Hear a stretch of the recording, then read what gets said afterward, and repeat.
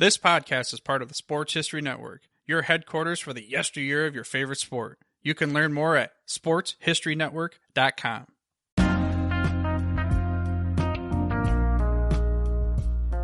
Okay, ladies and gentlemen, thanks for coming back to the Football Odyssey.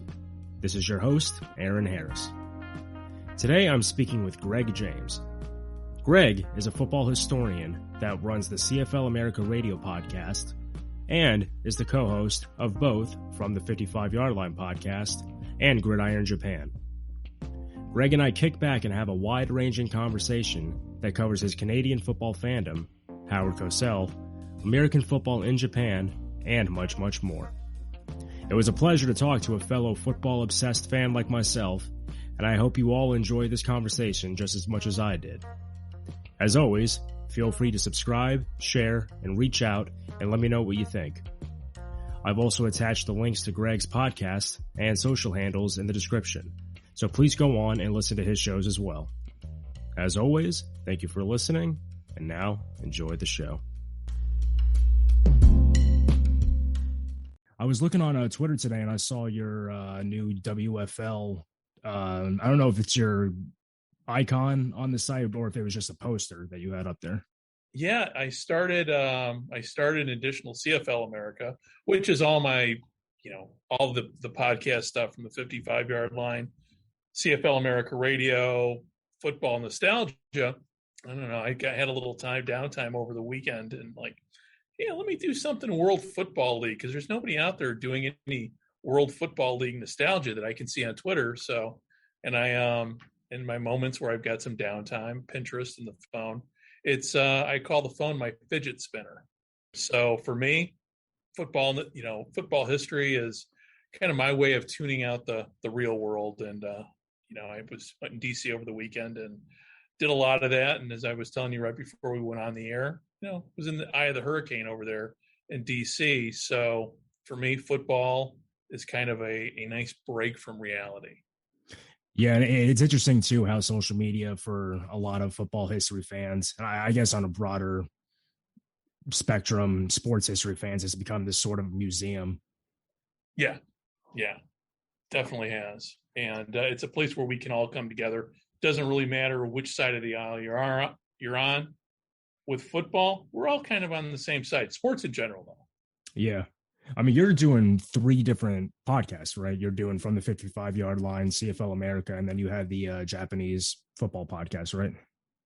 Yeah, doing the Gridiron Japan podcast. The CFL America Radio one is pretty much just public domain documentaries I find on the internet, kind of push them out there. So, and then Scott and I, we've got From the 55-Yard Line, where we try to talk to authors, people who write about are actually part of history. We had Matt Dunnigan on over the summer with the CFL, and we've had another former CFL player, and hopefully by the time this airs, we will have talked to Jeff Pearlman, who wrote the great book on the USFL. How did you and Scott come to collaborate on the podcast? Well, Scott's book came out, and I'd seen him on Twitter, and we were kind of talking to the same people, and in between, responding to each other's tweets and everything, him and I messaged him. I'm like, hey, we should do a podcast together. And we've been buds ever since. And when the CFL America Radio, was that something that you had been working on for a long time prior to starting From the 55-Yard Line, or were the two kind of close together?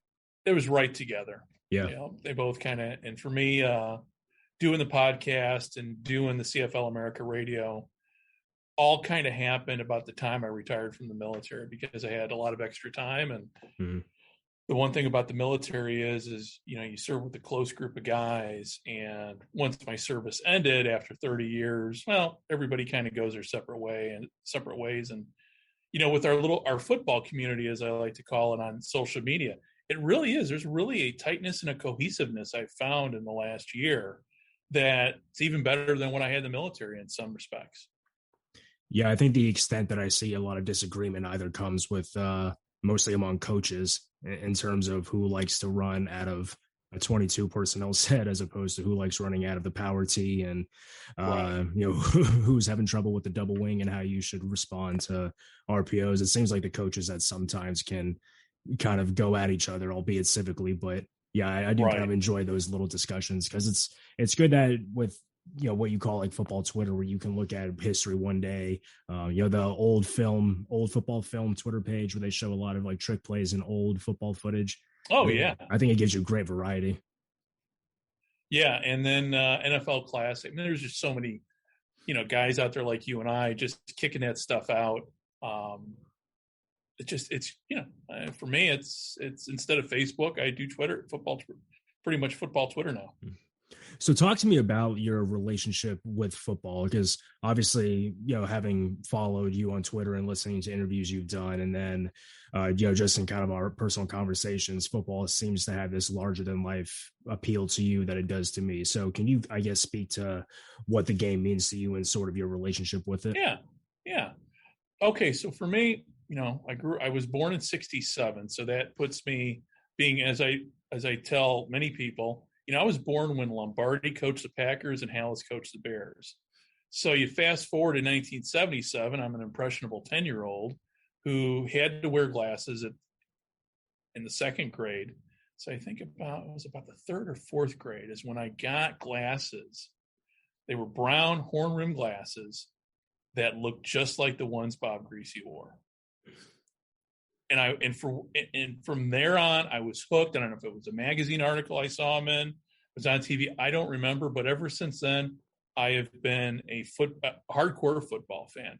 Of course, over the years, it's waned, and depending upon career and life in general.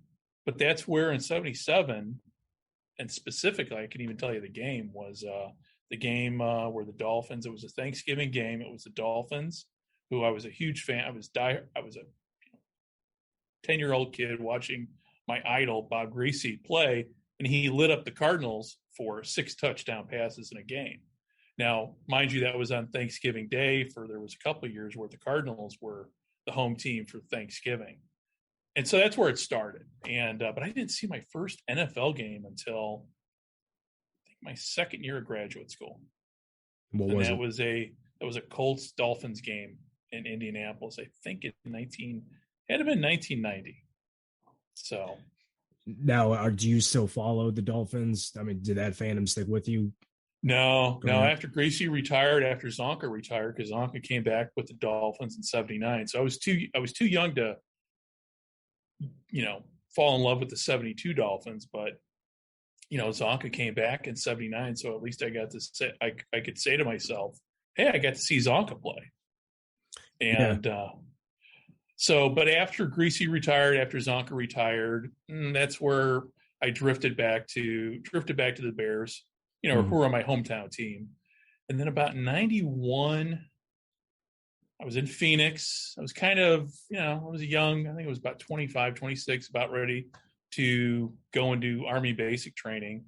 And, just kind of, I latched onto the Cardinals. And I think part of the reason why I latched onto them was at the time, and even still now to a certain point, they are the one team that's constantly disrespected, at least by fandom. Now, back then, I mean, nobody was rooting for the Cardinals. They had just moved from St. Louis. So, and there was also something, too, about that original Cardinal logo that I love and still love. Who was the player that whenever they moved to Phoenix, they upset the Vikings? I don't know if they had won a game that year, but he caught like a touchdown on the sideline, I think, at the very end of the game. I don't remember the receiver who just off the top of my head, I don't remember the receiver who caught the ball. I remember the quarterback who threw the ball, and that was Josh McCown. Okay. Threw it. Yeah. Yeah, it was because I think it was the Packers needed the Vikings to lose that game to get into the playoffs, right. And the Vikings were on fire that year, and they blew it. Yeah, and after that game, the receiver, they paid his way up to Green Bay for the playoff game. Oh, really? Yeah, and if I remember the news report correctly, he was dressed in Cardinal gear, so everybody knew who he was, and he was the celebrity for the day up there. That's amazing. Yeah, I mean, he certainly played a big part in it. Now, what about the CFL fandom with you? When did that kind of come into the picture, and how did the game appeal to you in ways that American football didn't? Okay, so where I learned about Canadian football was in the library. Right now, back growing up when I was in school back in the 80s. I mean, we didn't have obviously internet. All we had was the library, and all you could do was really read about the game. I mean, there was nothing to see on TV. The CFL came on briefly in the States when I was a kid during that strike, but the ratings were so bad. And I'll be honest with you, I don't remember watching any of those games. I couldn't even tell you what I was up to. I was in high school. But as I got older and I started getting exposure to it, at least on ESPN, when I watch a game, I'm like, this is a pretty cool game. And just reading about a lot of the heroes up there, just kind of gravitated towards it, because it is in many ways very much an underdog league, as we all know now, with everything that's happened with the pandemic. And there's something about Canadian football, its relation to the fans, the relationship to its communities, that we just don't get here, and that we used to have here in the States, but we don't have now. And guys that play in the CFL are pretty much working Joes. So in the same way that like Bob Greasy got you into the NFL, who were like some of the players that got you into the CFL when you started watching? When I started watching and learning about, the great players, would be the one person who I can tell you off the top of my head, who I did not see play, but who I'd heard stories and seen highlights, once YouTube started coming around, was Matt Dunnigan. And we did an interview on our show From the 55 with Matt Dunnigan. And it was an awesome 2 hours. That's about the only way to describe it. And, there have been other players along the way, but in terms of just one specific player that I loved watching, not really one in particular, just pretty much the style of play and, learning for me, part of it too is learning the history of Canada through sport. And that's always been an enjoyable part for me of any type of thing I get involved in, whether it be on the military side. When I was an intel officer, learning about, various militaries I was involved with around the world, learning about the history, the background. So for me, that's where my love of the CFL grew, was learning not just about the players who played, but also, learning about the culture itself. And, there's a lot that Canada has to offer that we don't have, I should say, let me take that back. There's a lot of things about Canada we as Americans can learn, and how to be true fans. Because sometimes I think it's down here in the States, we're kind of like, we forget about the history of the game. Yeah, I think there's definitely a certain detachment among fan bases, no doubt. I mean, even if you read kind of books like Three Bricks Shy of a Load or The Forgettables, you'll see like that Right. sort of the average Joe and being out at the local bar after the game, and you get people there who will talk to them.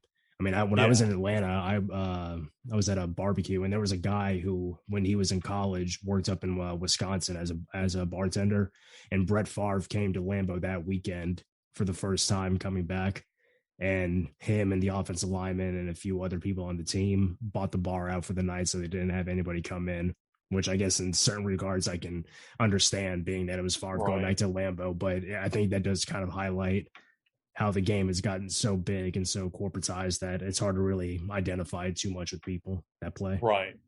And, for me growing up, I mean, always heard the stories about the Baltimore Colts. Mm-hmm. And, I've always, Baltimore obviously is the only town that has won a CFL, NFL, and USFL championship. And you hear the stories about what I told this to my wife the other day. She was asking, is there any place you would really want to travel to? Because we've been doing a lot of traveling lately. I go, well, 1960s Baltimore is really about the one place where I would love to go to, but we can't go back there anymore because of the Colts, because of the time and place, because of the relationship of the team to its fans.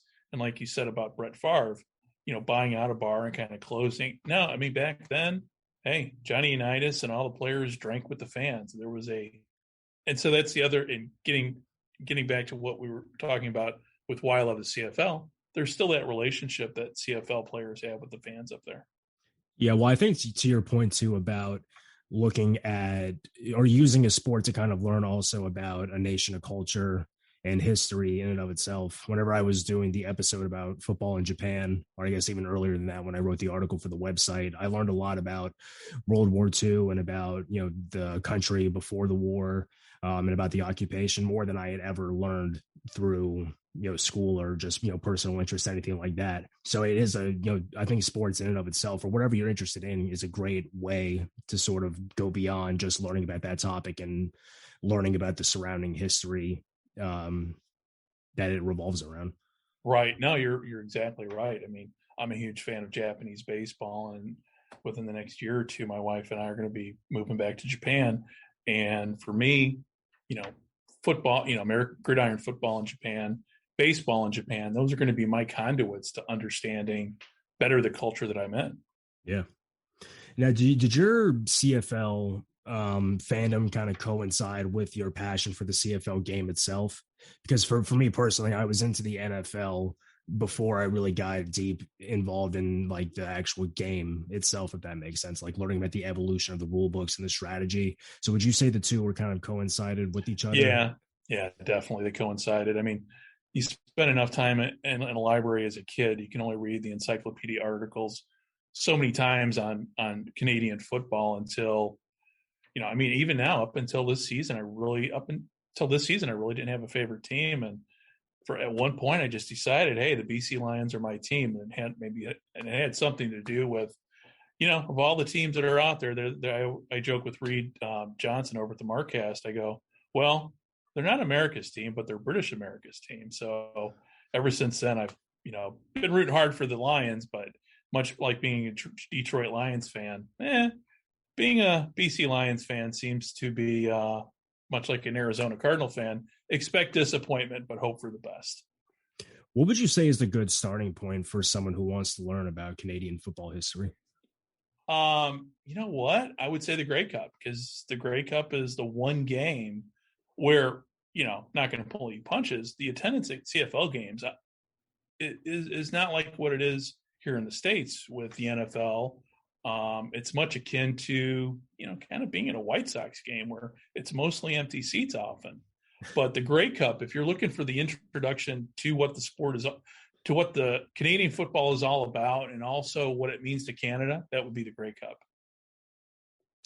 What about going back to like even Harvard, McGill? Would you look at that as like a sort of early point for people to kind of look at? Because I thought it was interesting how the two histories coincided and then kind of split apart for a little while, because I can't speak for the CFL too much, but it's like that game kind of broke American football off from rugby because of the snapback. And they by therefore the line of scrimmage. So I'm curious, like, if there's a history there with when Canadian football actually began a distinct identity from rugby union. Oh yeah. And you look at the history of, even though the CFL technically has only been a league for 60 some years. I mean, the teams themselves go back well over 100 years in some cases, and and I've learned that, especially in this last year with the pandemic, spending a lot of time reading up on Canadian football history, there's just so much history there that fans in general, and probably even Canadians, don't know in terms of the players, deep history of the Winnipeg Blue Bombers. You look at the Edmonton team, and you look at Toronto, and even BC. BC's not the youngest. Well, they're no longer the youngest team. The Red Blacks are the youngest team, but in each city there is a distinct football culture and a distinct set of heroes that when I talk to CFL fans, I will get lost with names. It's like, I've never heard that name before. And so when Howie Mooney and I had a long conversation about a month ago on our podcast, and he just, throwing all these names at me, and I'm writing them down. It's like, I did not know about these people. Did not know about these players. And Winnipeg, you've got some great players, some great teams up there that, listening to the stories, you're like, and also looking back and kind of comparing the talent in a historical perspective, some of these teams, I would venture to guess, could have beat some of the best NFL teams back, say, in the 30s and the 40s, just based upon the talent. The talent was a lot more equitable, I guess, but way back when, prior to, say, 1960. And now these teams, before it actually became the CFL, were they just local club teams that would have to, make their own schedules, or were there different leagues at the time that kind of consolidated into the CFL? Well, you had the western provinces, and you had the eastern provinces, and so for a while you had both sets of the country. There really wasn't an interlocking schedule. I mean, where a lot of the teams met up, you started having a nationwide, equivalent of the Super Bowl was the Grey Cup, and but it was in the 1940s, and that's when the Grey Cup started becoming more of a truly national event than what it was before. But a lot of those teams that you're looking at, Winnipeg, Toronto is the oldest professional football team in North America, and the Hamilton Tiger Cats obviously fans of the Hamilton Tiger Cats would probably argue hard about that. But in Hamilton, there were two different teams that merged. So, I mean, the history of the teams in each of these towns, including, like, say, the Red Blacks, goes back, basically a century. When you mentioned that there was that some of the teams actually could have even beaten the NFL, wasn't there actually a game between Buffalo and a CFL team? There was a series of games in the 1950s and right through the early 1960s where the NFL and CFL teams squared off. And you had the Bears, for instance, playing the Alouettes. You had the Chicago Cardinals and also the St. Louis Cardinals playing the Argonauts. You had the Giants. I think the Giants played the Rough Riders off the top of my head. And I know you had Buffalo playing the Hamilton Ticats, who are right across. Obviously, Buffalo and Hamilton are two cities that are very close. And that was the one, and the NFL won all of those meetings with the CFL. The only American loss was when the Ticats beat the Buffalo Bills, who were obviously part of the AFL at the time. Now, was this like the first half is played under American football rules, second half played under CFL rules, or was it one game? Yeah, they mixed it up. Yeah, that would be interesting to see how some of the American players would have done with the forward motions and the multiple men in motion. I'm not sure if they had those rules at the time. Oh, I don't know. I don't know that's the frustrating thing about that period in time. Other than what we have in the newspaper articles, there's very little footage of really what happened of any of those games. Yeah, there are some good YouTube channels that have old newsreels, or maybe I shouldn't say newsreels. I mean, they kind of look like a highlight film, right? But just cut down to like the plays throughout the game. I mean, I've seen some from like the 1940-41 championship game with the Giants and the Bears. So I have seen some interesting highlight footage from football back at the time, but I don't know if I would find from like that was an exhibition games. Yeah, and there is, I know, I've seen it out there. The CBC did a 2-minute thing on that series of games, and there was some footage in there, but not enough that you could kind of get a feel of what the game was actually like. Yeah, I'm sure NFL Films must have it somewhere deep in the vault. Oh yeah, you would hope, but even back then, that was before NFL Films existed. So who knows? It could be.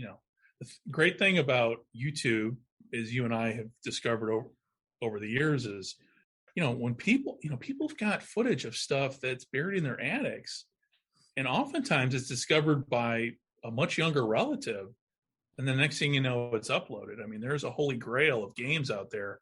I know amongst my Canadian friends are like, oh, if I could only get this game. There's other games out there that are on YouTube, but every now and then you find a good one. A good example is, for me, in terms of the holy grail of football games, is the Earl Campbell Monday Night Football game with the Miami Dolphins. So was jerseys getting ripped off? Is that it? Yeah. That's that was classic Howard Cosell. That's when Monday Night Football meant something, and that of all the games was, if you've got to pick a game that represented what Monday Night Football was in the 70s, it would be that game. Yeah, I didn't realize it until now, but I think one of the common themes that I get from guest to guest, not every week, but typically conversations revolving around football history is just about how Monday Night Football used to be larger than life. It was, and a lot of that had to do with Howard Cosell. And I don't know how much you've read on Howard Cosell or even seen of Howard Cosell, but back in the 70s, everybody knew who Cosell was. I mean, he was irritating, but you loved listening to him. It was a love-hate relationship with a lot of fans. But I know as a kid, hey, when Monday Night Football came on and Howard Cosell was on, it was a big event. But back in those days, we had 4 channels. Yeah. So we didn't have a whole lot of choices. Well, and plus what people also say too is that was the first time where you could see highlights from other games. Right. And the great thing about when Cosell did those highlights, he did them all ad lib. Oh yeah. Yeah. And watching that stuff, and I'm much like Rich Eisen. I don't know if you ever I don't know how much you watch Rich Eisen or listen to him. Sure. But Rich Eisen's very much a Howard Cosell fan. Like me, and to listen to him back in those games is, to me, as irritating as his voice can be to many. For me, it's like listening to John Facenda. I can't get enough of that voice talking about football. I don't know what it is. That's interesting. That's an interesting comparison. I'm not sure there's a lot of people that would have made that too. Well, I know there's a guy by the name of Matt North. Now, I love my music too, and I love discovering new music. And there's a song out there by this guy by the name of Matt North. I was just sitting one day at work, just kind of, needed some new music. And I was looking for something, and I think I typed in the word Cosell into Amazon Music, of all things. I think I was looking for something football related. This great song came up called Cronkite and Cosell. And Matt North, who's a singer-songwriter, talks about that time period I grew up in, where Walter Cronkite was your most trusted source of news, and Howard Cosell. When Howard Cosell came on, you listened, and it's a great song that kind of evokes kind of that time period back in the 70s, where that's kind of most of us how we got either our news or our sports news. Yeah, Cosell, I haven't done a real deep dive on. I mean, there are some funny stories that I've heard just from reading different books about him, little snippets here and there. I think there is a biography that was written about him in the 90s. I'm not sure if the author... I've got several of his books, and if you're looking on, anybody's listening here who's interested, type in the greatest Cosell story ever told on YouTube, and it's a story that Billy Crystal tells. Oh yeah, it's just an awesome story. Yeah, I'll look it up and post the link in the description. But from what I understand, he kind of had a falling from grace from the sports broadcasting, or sports as a whole, didn't he? Like, I'm not really sure what happened. Yeah, he became a bitter man at the end. You hear people talk about him now, and his wife passed away. He was just bitter at the end towards people he worked with. He was a bit of a fragile ego, which I think a lot of the people who have the loudest voice are usually. Right. But he was good at, he was great at what he did, but he was also he also did USFL games too. And he was involved. He's the reason why Doug Flutie, he was Doug Flutie's agent, and negotiated with Trump to land the deal he did for Flutie. So, respected, but at the end, he pissed off, for pardon my language, but he pissed off a lot of people he worked with because he pretty much threw them all under the bus in his final book. That kind of adds to his own mythology, though. Yeah. So whenever we spoke last week about Matt Dunnigan, and you said that he was the CFL's equivalent of Terry Bradshaw, that kind of made me curious about some other CFL equivalents to NFL legends. And I have a few here that if you could kind of connect the dots between these NFL legends and their CFL counterparts, I'd be kind of curious to see what you could come up with. And there's only about 6 of them, but the first one I had was Deacon Jones. Angela Mosca. Why? Just that reputation for toughness. What did he kind of change the rules to in terms of like head slaps or physicality? I don't know if he changed the rules at all, but I know in talking about defensive players over the years in the CFL. Angela Muska, to me, has that legendary status as Deacon Jones. Kind of like Deacon Jones, Dick Butkus, all combined in one. That's a frightening picture to imagine. Yeah. Now, what about Randy White? Randy White, that's a good question. I don't know. I don't got an equivalent for you off the top of my head. Would Mean Joe Green be a better? Could be with candidate? Angela Muska. Yeah, it could be. I really don't know. What about Larry Wilson? Oh, another one I don't know. Johnny Unitas. Johnny Unitas. Now, see, they're with the quarterbacks, especially in the CFL, because it's such a pass-oriented game. Sure. You got Russ Jackson, Ron Lancaster. When you talk about CFL quarterbacks, those are the two that, boom, come to mind right off, during that 60s and 70s era. For them, was it an instance where they kind of pioneered like what the game was turning into, or kind of foreshadowed in that same sense? Yeah, I think foreshadowed. And also, too, they were, to use a John Mellencamp quote, they were big legends in little towns. Ron Lancaster, he played, when you talk about, to anybody that I talk to on the Canadian side about the greatest quarterbacks in CFL history, those two are right at the top of the list, along with Warren Moon. And then, now we've got Bo Levi Mitchell, Mike Riley and those guys that are playing now. But, and talking about CFL history, you can't talk about CFL history without talking about Lancaster, or Jackson, just their impact on the game. Wasn't there also a Harold Grange back in the early CFL days as well? Oh boy, I don't know. I remember catching 5 minutes of a CFL documentary, and they talked about the other Red Grange. I don't know. I'd have to look that up. So that's funny because it's you and I. I grew up on American football history, and so now learning as much as I can about the Canadian side, even though because we really didn't even have too much access. When you go to American Library, you're not looking, to get books on Canadian football. Still a hard get. And there's not, you've got a ton of books on American football history, but there's just a small selection of Canadian football history books too.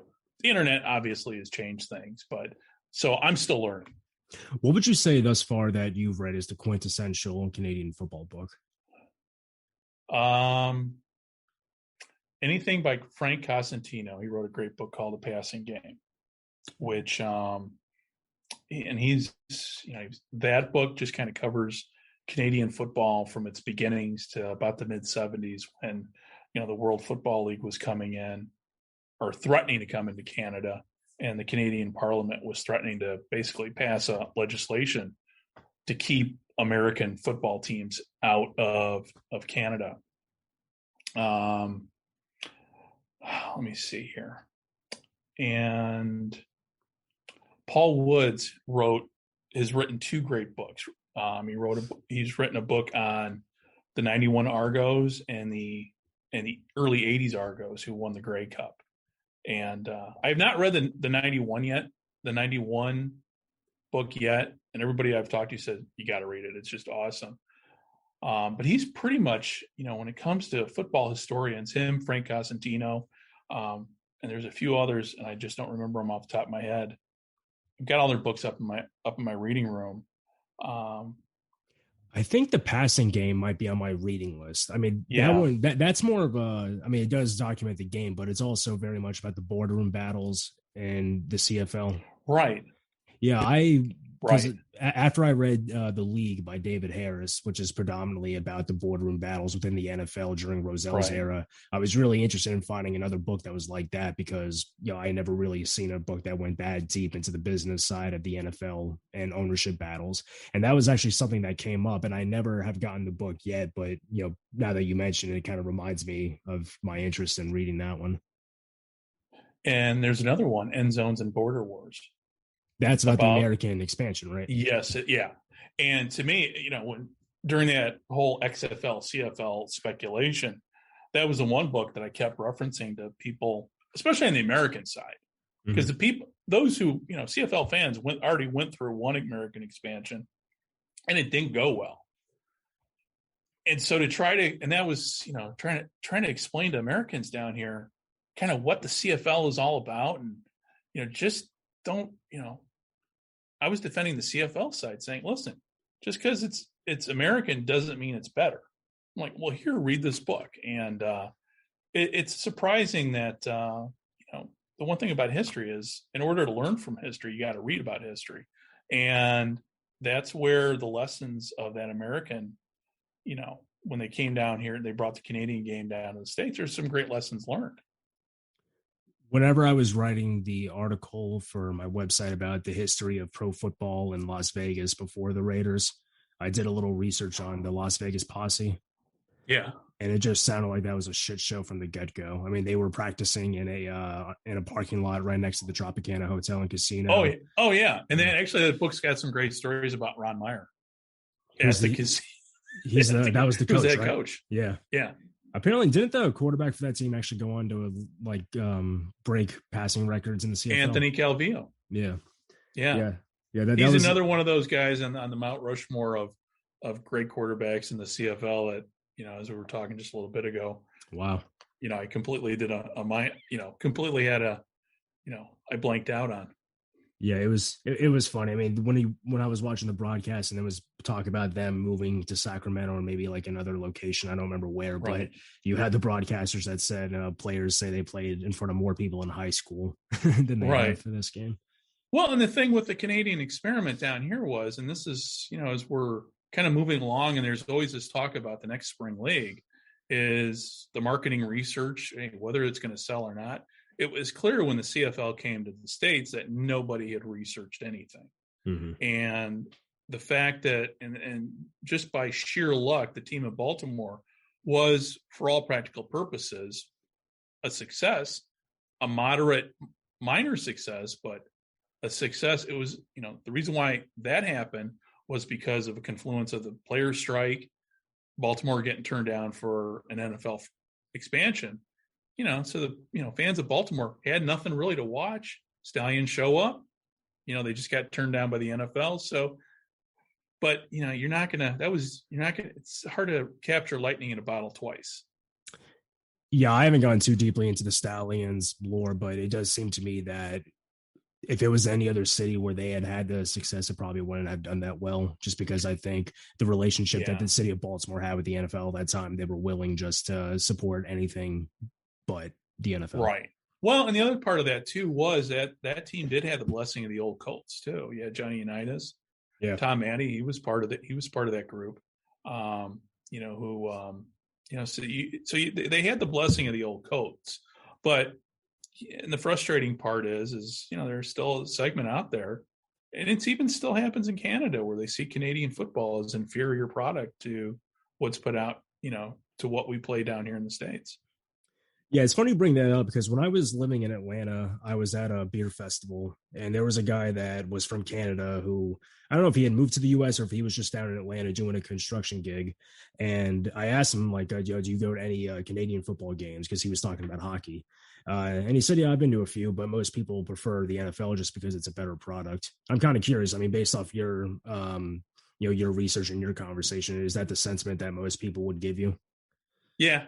Yeah, really? Pretty much. I mean, your CFL fans are hardcore who have been fans since they were kids. But the problem with the CFL fandom is we're kind of, it's aging out. Mm-hmm. I mean, I play simulation football. We've got the same issue in our sim leagues.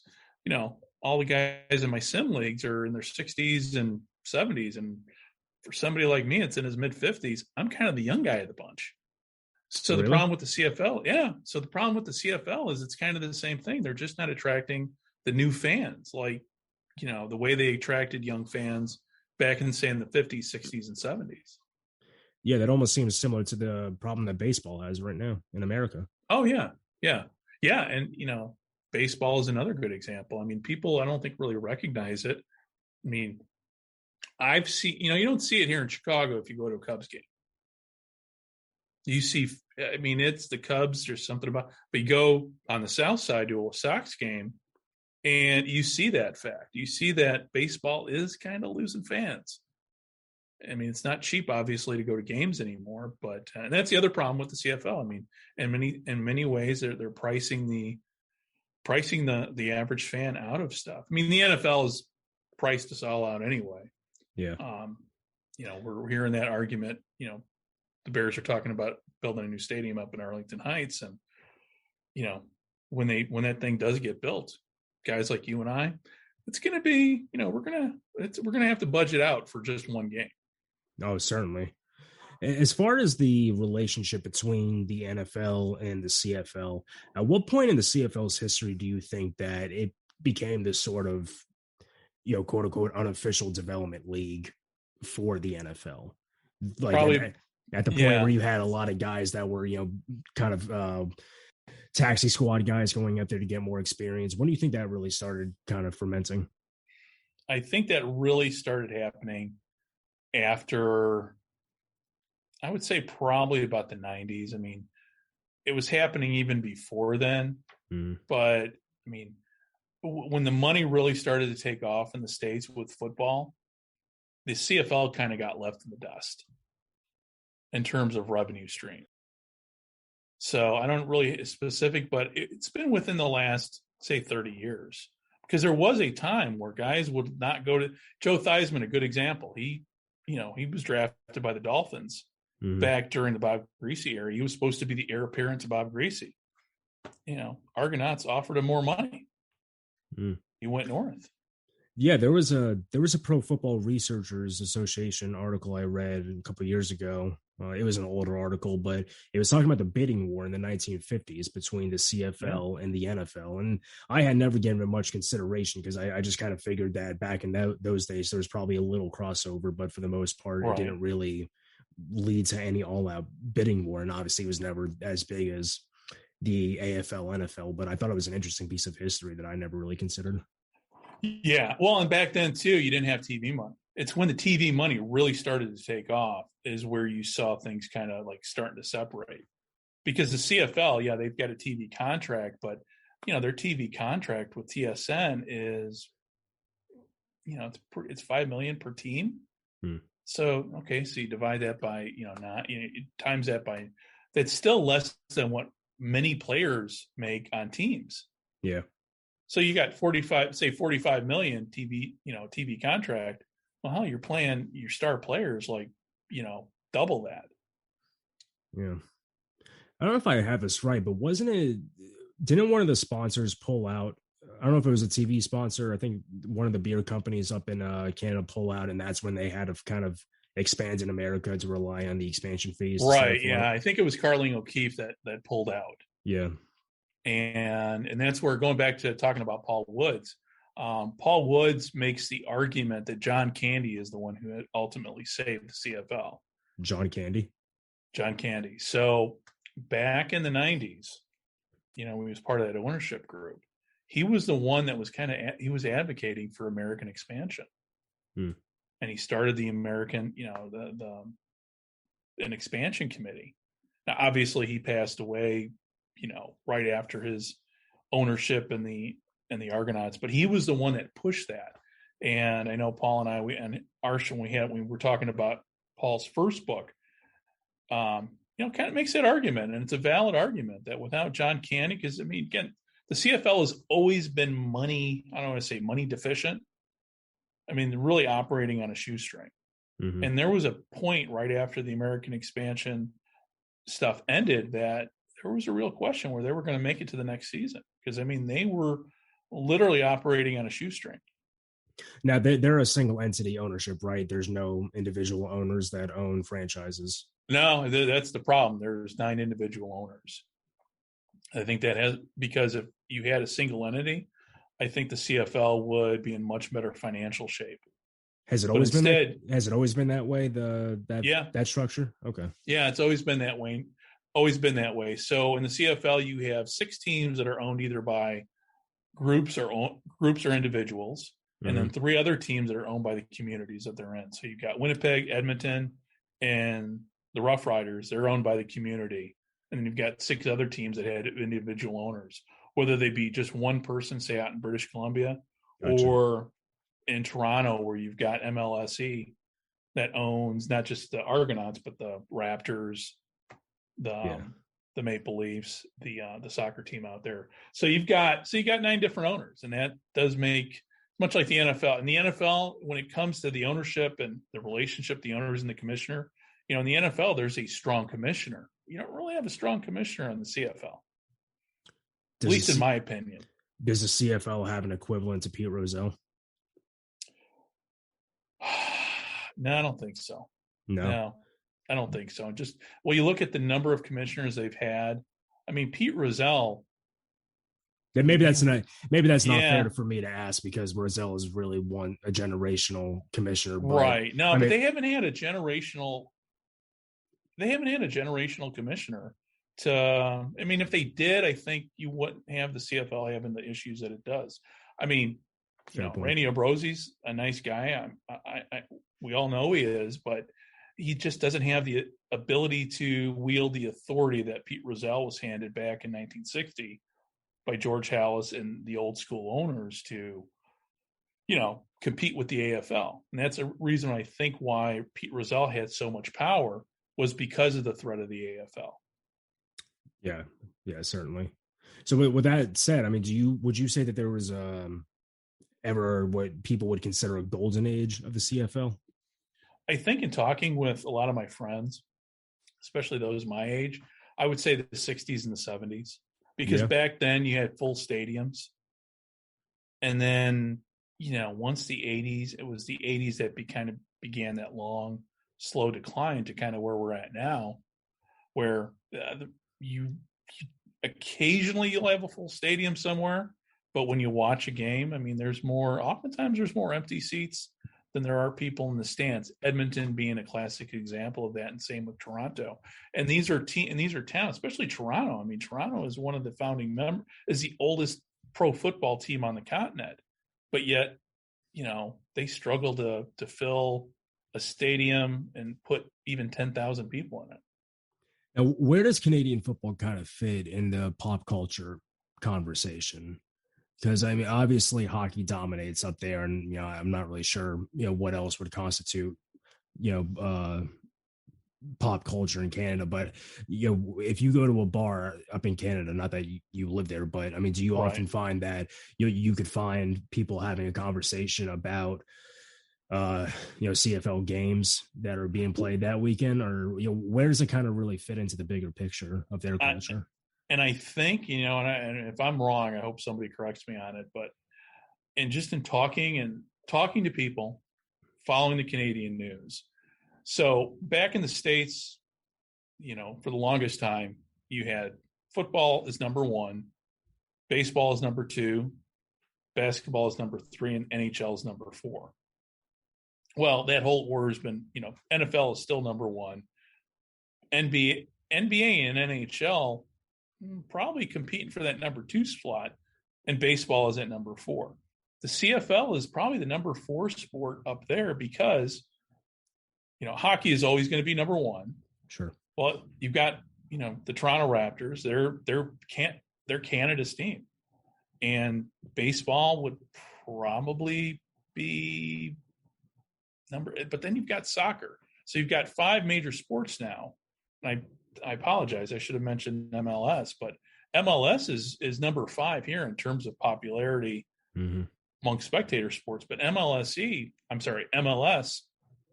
is much more popular than, at least getting people in the stands, than say the CFL.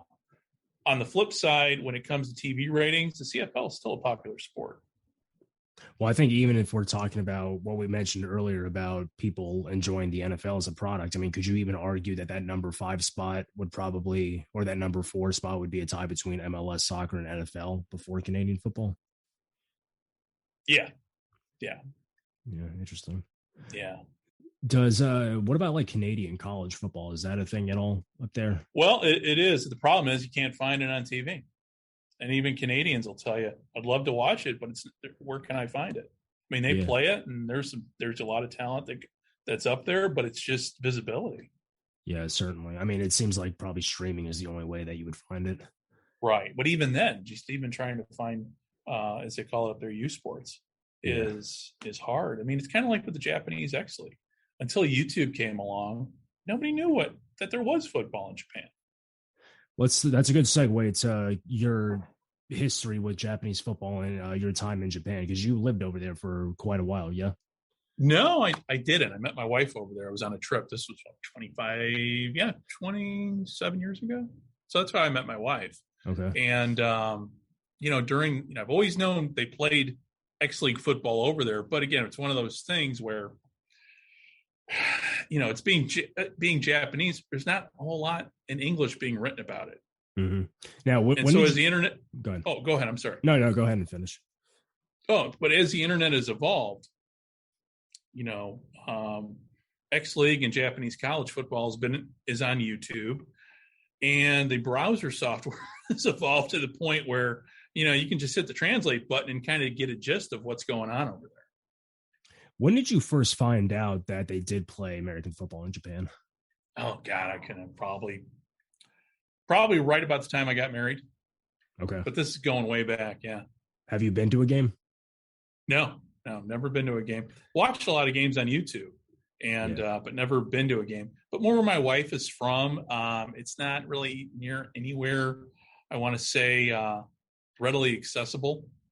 Okay. So any game I would go to over there would be at least maybe a 1 or 2 hour train ride. Oh, really? Okay.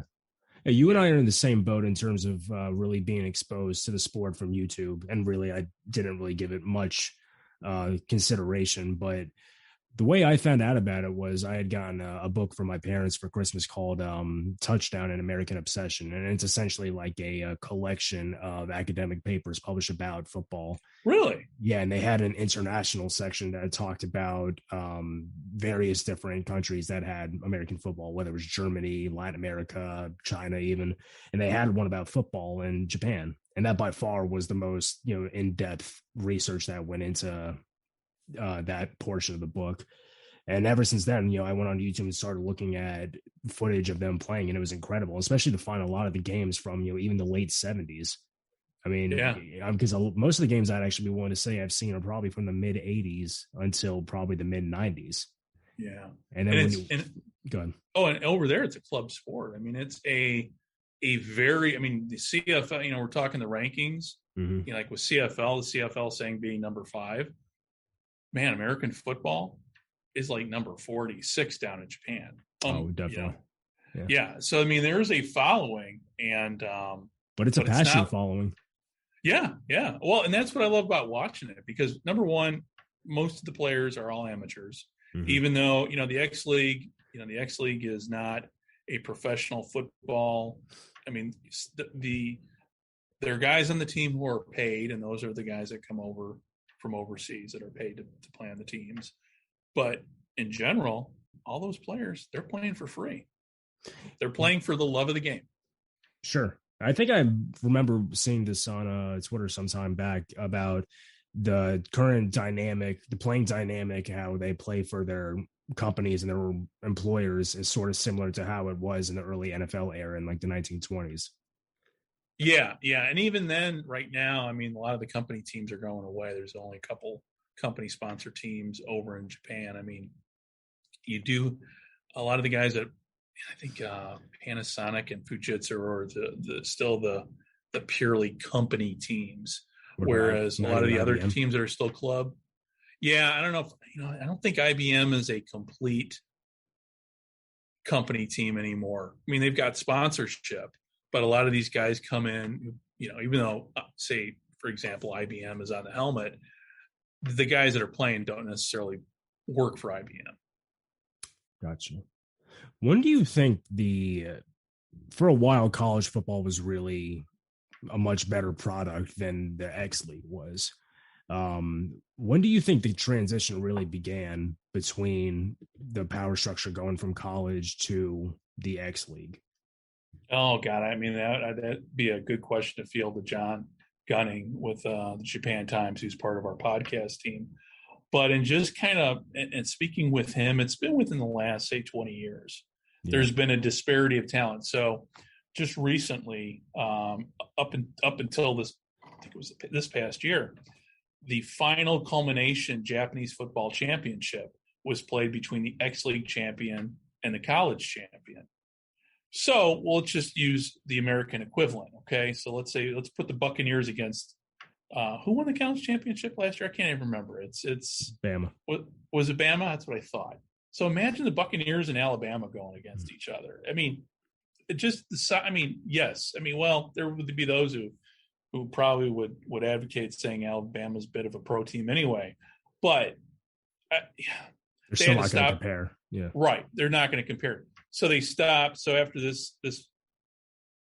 So the X-League champion now is, you've got two separate champions. You've got the pro championship or the X-League championship and the college championship. The teams are not meeting anymore for the ultimate championship because it got to the point where somebody was going to get hurt on the college level. Sure. Because even if you watch in the last championship, it's like when Notre Dame plays Navy. Mm-hmm. And having been to a couple of those games and been on close to the field during warmups, you can see the size difference. It's like, ooh, and no wonder why Navy, loses often by, 30 points, because there's such a size difference and just so just get that to answer that question. Yeah, that's so in the last 20 years, I'd say. Yeah, the former coach for the KG Fighters, Hideaki Toriuchi. I mean, he's like the winningest coach in Japanese football history. I think he has 12 national championships. And he was talking about, how do you see the sport kind of evolving moving forward after your retirement? He just says, I don't think they're going to be playing with the pros anymore or against the pros in championship games because the disparity has gotten so big. Yeah, I mean, you watch the game. And it's like, yeah, somebody's going to get hurt. Yeah, certainly. And especially, I think it was against Fujitsu the last game. And the Fujitsu guys were huge compared to the guys that played, on the college side. Do you notice a distinct style of play when you watch these Japanese football games? Yeah, it's a bit of it's very much, I want to say, compared to the way the game was played in the 80s here. It's very balanced. A lot of run, a lot of it's a little bit of both. It's very, it's not necessarily one style, but it's a mixture of both. And over there, I've seen them still use fullbacks. Yeah, it's interesting how you mentioned today kind of looks like the 80s, but when you look at the games that we were talking about earlier from the mid 80s to the mid 90s, it almost feels like football circa, I guess in some ways it was more contemporary, like as what we have now, but it was also retro, like 1930s, because it looks like they're using like a short punt offense where they have a guy that's like 7 yards back. And for those who don't know what I'm talking about, imagine a punt formation, but without a punter, you have a quarterback instead, rather. And he's 7 yards deep instead of the conventional 10 or 11 yards for a punter.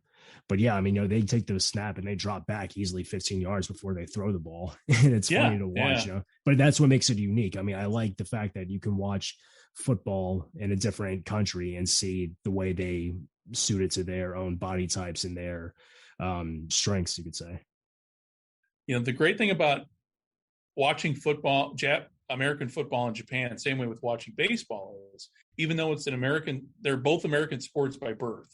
Mm-hmm.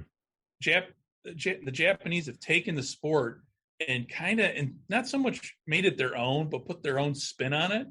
That I like to celebrate the difference. It's like, you know what? I like the fact that the Japanese are running the ball, have a fullback out there, much like in Japanese baseball, they still bunt the ball. Oh yeah. Yeah. Yeah. It's, if you've ever seen the movie, Mr. Baseball, with Tom Selleck, if you're looking for a good introduction, pretty much into the mindset of Japanese when it comes to sport, using baseball as the analogy with Tom Selleck, it's perfect. I know John Gunning, when he is, when people have come over to Japan, and he's recommended, hey, watch Mr. Baseball to get an idea of what it's like in Japan for an athlete coming over from the States. Okay. Yeah, I got to check that out then.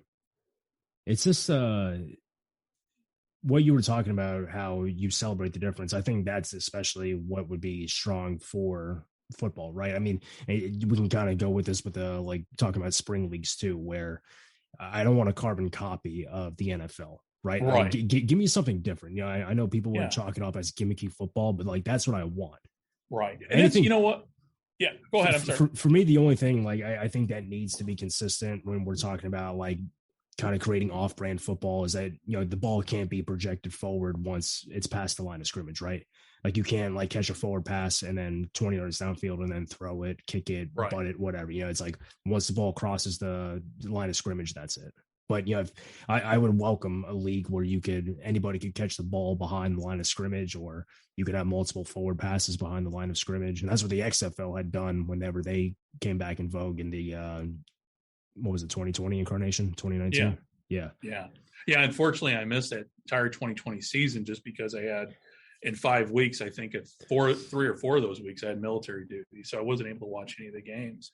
And I know I give the XFL guys a hard time, but I love their passion and, you know, their commitment. They want something different, which is why I love the CFL. It is something different. But when it boils down to it, football is still football, no matter if it's a 3-down variety. And we haven't even talked about the indoor game with the Arena League. You know, 6-man football, another good example. Oh, it's amazing. It's amazing. So to me, I'm very much, I don't care how many guys are on the field, but as long as the ball stays relatively the same shape, I'm going to love it either way. And, you know, Canadian football is unique in the fact that it had such a separate trajectory in terms of how it evolved, but yet you watch it as an American and you still recognize, you know, even though, you know, the 3 downs is hard for some people to get used to, but once you've kind of got used to that, you forget you're watching a different form of football. At least that's my experience. Yeah, they didn't institute the forward pass in Canadian football until like the 1920s, right? I think so. Yeah, it's pretty late. Yeah, and but you know, the Canadian football and being 3 downs, I mean, there's just a different skill set you have to play Canadian football, and you have to be in better, you know. And we've talking with players, you got to be better conditioned. I mean, to play 4-down football is one thing, but to play 3-down football on a larger field where you've got less time between plays, the conditioning is different. Well, that was something that was interesting with your Kyle Dunnigan episode. Whenever he talked about, you know, sometimes you forget, but even something as simple as throwing an out route on a much wider field, you really had to kind of put a different spin on the ball. Yeah. And it's fascinating to learn those little things, because us being down here, we don't, and I played football in high school. So I get a lot of it because, even though I wasn't a starter on a high school team, I did, I played every practice, every down in practice. So, so to appreciate what those guys go through to condition and play at that level is just, I went through Army basic training, went through combat training with the Navy. That was easy compared to, in many ways, going through football practice as a kid. Yeah, I think in some ways it prepared you. Yeah. In some way, yeah. And for me, I mean, football has always been around, whether or not it's been foremost in my mind. But I'm getting to that point in my life where I can enjoy the sport, and not only as a sport, but as a hobby, to do the podcast, to play simulation football, because I'm at the end of a very long, wrapped up a military career, 30 years, about ready to wrap up a civilian career. So I'm at that next stage of my life where, and moving to Japan, I'll be one of the few guys over there writing about the sport.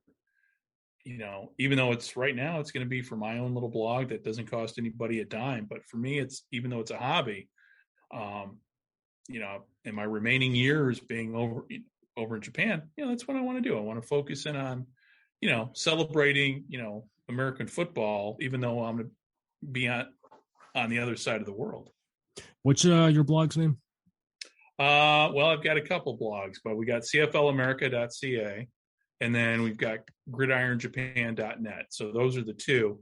And, unfortunately, with work being the way it is, and as you well know, it occupies so much of your time. It's hard to spend the time to post stuff. But once I retire, there'll be a lot more stuff written on both of them. What was going into this? You had sent me a review that you wrote of a George R. Martin. Okay, so what I sent you was for my sportsmaster.simulation.games website, and that was, I found it in the public domain, so I did a copy and paste and printed it out on my own website. But it was George R. Martin's short story called The Last Super Bowl. And it was about the demise of real football and the rise of simulation football, much like John Madden football. Interesting. Like virtual reality in some sense. Yeah. And and if you think about it, we're getting to that point, especially with esports. Science fiction is a lot more to reality than what it was even, say, 10 years ago. Oh, well, recently I've been looking at virtual reality headsets, and I found a couple companies that actually license their products. So they have partnerships with different NFL teams like the Cowboys or the Bears, and they use those simulation headsets for practice and preparation and reps. Like the one we see in that commercial with Kyler Murray chucking the ball in the locker room. Yeah, it's like you see these things at Super Bowls and you think it's just for the fan experience, but they actually use it to simulate real game action. Right. And it's interesting to kind of the idea of, I don't know what you call it, just like playing the scenario over in your head. It's like they say, if you envision yourself shooting free throws, well, now it's right. You have a much more concrete way to go about it. Well, I mean, to kind of give an equivalent back, and this is going way back now. We're going to 2020. So we're talking about 15 years ago. So when I went through combat training to go to Iraq, we had virtual simulators, convoy simulators. Technology has improved much since then, because I know when I went into that thing, because of the lag and everything, I ended up falling out because my head started spinning. Mm-hmm. But we've gotten to the point with technology, we can do those things that, we read about, in stories like, that short story by George R. Martin. Virtual reality is becoming ever present. And, e-games, esports, I wouldn't really call esports a sport per se. It's more an activity, much like I would say golf is an activity, not a sport. That's a whole nother argument. Right. But we're at that point now where, listen, you don't have to be an athlete to truly enjoy the sport. People that are disabled, that's a great thing about virtual reality and simulation. You've got kids out there, and I was one of those kids too that really didn't have a whole lot of athletic ability. But you've got kids out there that they're not even able to do the things you and I take for granted, that can now, because of technology, be involved in sports. Be a part of it and get that experience that, back growing up, you had to be physically able to do a lot of things. Well, even when I wasn't that into football, whenever I was probably from the age of 10 to, 13 or 14, I still really enjoyed playing Madden with my two best friends at the time, who both had played football, and they were both football nuts, and kind of got me to be one eventually. Right. But it was still a fun activity, and in some ways allows you to fall in love with the game even if you don't play it, right? You can just you can enjoy the game for its overall strategy in a way, and just the beauty of it, without having to get bogged down actually playing it with the fundamentals and stuff like that, which in and of itself can give you a different appreciation for the game, obviously. But I feel like you can enjoy it the way you can enjoy a movie or something. Well, and the benefit too of, I do that with sim, and I do sim football, which is all PC based, and it's all strategy. It's like playing, for lack of a better term, the Star Trek term, it's like playing 3D chess. Yeah. And so I play that. I'm in 3 leagues, and it's all PC based. But, I know in playing Madden with, say, my nephew's 18, I'd sit there and I'm like, dude, I cannot beat you. His football knowledge is so much better than mine because of Madden. He grew up on Madden. Right. Whereas he's doing all kinds of stuff, and he's like, and I'm just there to like, okay, power sweep. Okay, maybe, maybe doing a slant over in the middle. I mean, he's just that much more advanced than I am. Though it is funny, I did beat him a couple times in NCAA football, and he played the controller. I go, no, your uncle beat you, fair and square.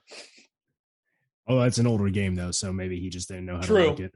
True. But it's those games too. And just talking about it, hey, I'm going to be 55 years old, but when I sit down and play sim football, when I sit down and play Madden, when I sit down and talk to you podcast wise, when Scott and I do our interviews, hey, it's like we've literally turned back the clock and we're 12 and 13-year-old guys again, or 16-year-old guys enjoying the sport we grew up. It doesn't feel like we're that much older than than you are. And I know, you're old enough to be my son, so I can say that, but it does. Football allows all of us to kind of, there's a saying in terms of, football allows young people to dream of glory, and it also allows older people to remember what it was like. Oh, wow. That's a good one. I mean, well, that is interesting because it's like the internet on a broader scale has kind of bridged the gap between a lot of generations, right? I mean, it's like sometimes I would say, if I could live in a time, it would be, or if I could be born in a time, it would be like the late 40s, right? Because it's like you grew up through like the hot rod 50s, and you right. You have the counterculture of the 60s. You kind of go through the grunts of the 70s. You kind of come out of it with your own family in the 80s, and then you have kind of the remnants and see them grow up in the 90s before the internet and the technology age. And then as you get older into this century, you can kind of enjoy all the things about the past through technology. So that's kind of like the interesting part, how everybody has the same exposure now to a lot of different information. And obviously you can have a major case of information overload, but it does kind of put everyone on similar like social patterns in a way. Yeah, you're right. And I think it's interesting too how it's like something like Madden kind of keeps the NFL major, or the NFL in the pop culture conversation, obviously outside of the actual product. And I think that's something where maybe other sports haven't done as well. NBA does pretty good with 2K, but I don't think MLB or hockey can produce a video game that makes it relevant still. Right. And, talking about video games, I mean, that has always been, we're talking about the Canadian football. It's always been the problem with the Canadian Football League. They don't have a video game. And, I've heard different, and I always get frustrated hearing all the reasons why something can't be done. And in this day and age, I would have thought by now that a league like the Canadian football, a league like the CFL, with basically the financial cliff they're facing, and with them not attracting new fans, would at a point, let's make a video game. Let's get kids interested in the game again. And all I keep hearing is, well, it costs too much. We can't be, this can't. And I'm like, all right.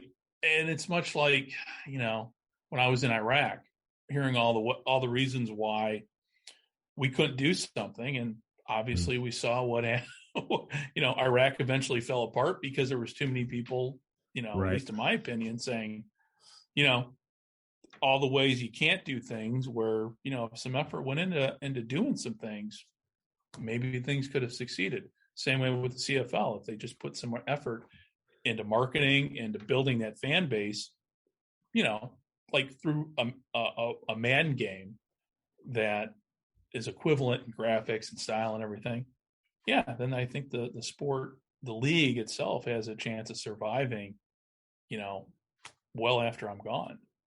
Has there ever been a good CFL movie? No. Has there been any at all? No. I heard one's in development, but unless I've missed something, and I'm pretty good at when it comes to movies, and obviously, I'm the one that recommends you go see Gus, and I can't thank you enough. And also Paper Lion, which is still my favorite movie, which, like I said, did not have enough Lauren Hutton in it, but that's a whole nother subject. But no, they don't have a movie. I mean, I know one is supposedly in development with Jake Plummer having a role in it, but I haven't heard anymore. Oh, okay. When you said Jake Plummer, I thought of the old Cardinals quarterback. That's what I'm talking about. Yeah. He's supposed to be in it? He's supposed to be. That's what I heard, but I haven't heard anything in months about where this project is, if it's in developmental hell. So I heard it was going to be on Netflix, but who knows? Jake the Snake. That's something that used to be really interesting about the NFL too. It feels like they were a lot more proactive about their relationship with Hollywood and working with producers to kind of get the brand. I mean, obviously you have, like Gus and Paper Lion. And did you ever see Number One with Charlton Heston? Yeah, I did actually. After you and Oz did your show, and I think I saw a picture of him, like Charlton Heston in the Saints uniform. But then I watched it. My opinion was, oh man, this was a bad movie. Why? It was hard to. I just didn't believe him as a Saints quarterback. I keep hearing that over and over again, but like when I look at you see the photo, right, of Tom Brady at 40, and then it's like you have Daryl LaMonica at 40, and he's all gray, or actually like 37, he's all gray and scruffy. Like that to me, Charlton Heston, I don't think was a completely unbelievable option. No, you're right. To be a 60s quarterback. Because at that time, you look at pictures of George Bland. Mm-hmm. Yeah. Okay, George Bland at age 43 looked like he was 63. Yeah. He really did. And I know guys that are, my age now that look 20 years older than me. So, and, a lot of things factor in: diet, smoking, the fact that we live in the 21st century, and, technology and medicine's all better and everything. But I just had a hard time. I don't know. Stylistically, I mean, it was a great film wise. It looked great on screen. It just didn't connect with me. On that other level of going, oh, this is another, movie I'd want, much like Paper Lion. Paper Lion to me just kind of has it all in terms of football movies. It's got the music, it's got the cinematography. Yeah. Obviously, we've already talked about Lauren Hutton, but at the very end, you got a football game.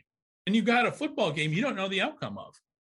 Yeah, well, it's like a perfect hangout movie for football fans, right? I mean, with Number One, you kind of have to follow along with his quick flashbacks and how he became sort of like the gruff character that he is.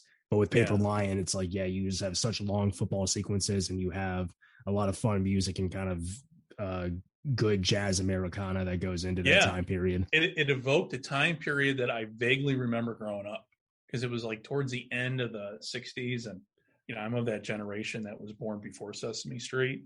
And so I kind of remember, I want to call it the era, the Burt Bacharach era. Back then, Burt Bacharach music was kind of popular. And so that's what that whole musical score kind of evokes for me. But again, it just gives me that feeling, hey, I can kind of remember that early 70s, late 60s era. Were you one of the people that read the book when you were a kid? Paper Lion? Yeah. No. In fact, I read the book just a couple of years ago. And honestly, I was not a fan of it. I read that at the same time I read The Forgettables, and I love The Forgettables. Oh yeah. And but Paper Lion, I mean, I enjoy the movie much more. Yeah, see, those two books to me, I think, are pretty good early entries into that sort of genre.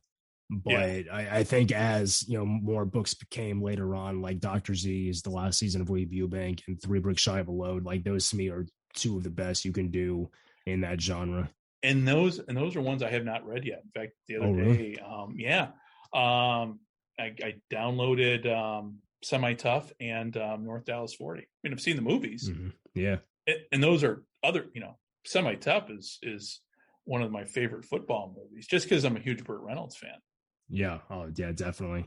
There was also another really good book, I think, that was written early on before the it was actually with the Cowboys, now that I think about it, but I don't remember what the name of the book is. But it's basically about how it follows Dallas when they were still kind of referred to as next year's champion because they couldn't be. Yeah, I don't know. I don't know who the writer was. I don't remember the name of the book, but that was actually a really early one now that I think about it, that I still have to get around to reading. Yeah. Well, it's a thing when it comes to me moving and my next, my wife and I already told her the football books are non-negotiable. All those are going with me. 100%. I haven't gotten rid of any. I've been buying them for the past few years, and I just refuse to get any or to get rid of them. Well, I'm at the point now, though, I got to go the Kindle route, only just because it's a lot easier to carry with me on the plane. Nah, man, actually, you'll really like this. I just bought a few books. I mean, this is like the 6-man football book where dreams die hard. Yeah, I've read that one. It's really good. Oh, really? Yeah, I'm looking forward to reading this one. And then there's another one about the it's called the Eagles of Heart Mountain, about the Japanese internment camp football team. Oh, you know what? I did not know about that book. Oh, dude, yeah, I haven't read it yet, but it does look really interesting, and I would recommend. Okay. I shouldn't recommend it if I haven't read it yet, but it does look like an intriguing topic. And then I got these old Pulp Fiction football magazines. Oh, nice. Yeah, these were really early in the 40s. They had like these sort of Pulp Fiction magazines centered around just football, and they were obviously like sports ones they had at the time, but similar to how they had like detective novels or westerns they had these guys. But yeah, the artwork on this is awesome. I read another one too. It's this one's from the 50s. Oh wow. Yeah, it's kind of a weird, like the story that I read in this one is like sort of like a crime football novel where like those early 30 Hokie college football. Well, this one was actually about a professional player, but about a girl who gets involved with a mobster, and okay, and he therefore gets roped into having to throw a game, sort of a deal. But yeah, those cool, man. I really enjoyed the artwork for the time, and for the people who are wondering what I'm talking about, I'll post a picture of it. Well, have you found any of these online too? I mean, the guys, there's the Internet Library that's got a whole bunch of great stuff. There's a great book on the World Football League. Scott Adamson told me about it, and I did a search one day, and I go, there's only one book, and it's online at the Internet Library. You have to like check it out on an hourly basis. Really? Same way with Howie's book on the Ottawa Rough Riders. I mean, a lot of stuff that's kind of the great thing about the day and age we live in. That a lot of these obscure titles, every now and then it's like the last Super Bowl. Would have never known about it except they stumbled upon it on the internet one day. Yeah. Yeah, it's been a great resource for me finding all of the books and just information in general. I mean, I know we both use newspapers.com, and that's been a real godsend to have to find information and really to find all the books, because you just go down that rabbit hole and find all the vintage ones. Well, you can, even, talking about that, just, I'm not plugging SI, but, for me growing up, there was only one place you either got your football news from Sport or from Sports Illustrated. And those were in the library. So that's where growing up, that's where I got my football stuff. I mean, that was the only source you had, or the newspaper. Yeah, well, I mean, to the point about like going back to Plimpton, I feel like that's why that book was kind of really popular at the time, because SI was really the only place you could find like breakdowns of games and position by position responsibilities. Right. And because whenever I wrote the book review, it was like, it wasn't really that good because of the stories and the antics and the pranks, but just because of learning about like what a receiver does on a given play, or the vernacular and the terminology. Yeah. It was in terms of books, it was good. It was an easy read, but then I read the Forgettables, and, I know we're not going to, we haven't talked about NFL films, and that'll be a discussion for another show. But, having seen the NFL films, 2 documentaries on the Pottstown Firebirds, and then going back and reading the book, I enjoyed it because I could visualize these guys. And it was written very, very well. And, but it's writing, it's books like that. You just, once you find you lose yourself in them.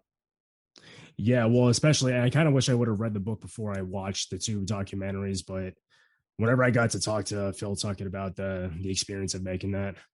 Right. I mean, and in talking about books, I'm right in the middle of, and I'm pulling it up here, on my phone, but I'm reading a book called Gridiron Cup 1982. Okay. Right, okay. And it is available if you have Kindle Unlimited. It's on Kindle Unlimited. It's about international football. Basically, imagine a parallel universe where Joseph Stalin saw American football and decided the Soviets were going to compete with the United States in American football. And I'm interested. It's really good. I've reached out. We're going to have the author on at some point, hopefully within the next month or two, to talk about the book. but it's a great read. It is. I read it this past. I'm about a quarter of the way in, and I'm hooked. It's like a speculative fiction book, or it's like okay. Yeah. I always use the when I read books like that, in order to generate some belief. A lot of times you'll read a book going, "Oh, that'll never happen." Yes, but in a parallel universe, it might. So I always, I put my DC Comics hat on and go, "Well, this is an Earth that we know. This is like Earth 57, where something like this is happening." Yeah, that's a good part about alternative history. That kind of satisfies the what if. Yeah.